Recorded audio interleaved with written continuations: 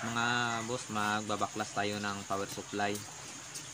Itong rubber matting na ginugupit ko ay gagamitin natin sa pagtanggal ng magnetic wire.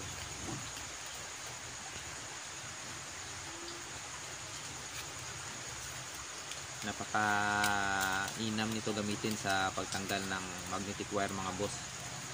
Kasi maliban sa flexible siya, hindi siya nakakagasgas sa magnetic wire.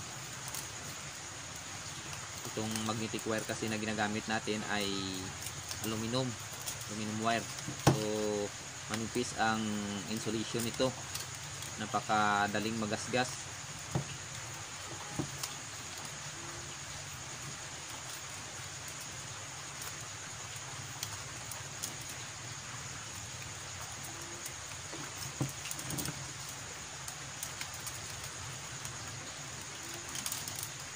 Alisin natin itong secondary winding para ma-check natin ang primary, kasi nauupin ang fuse kahit na walang load.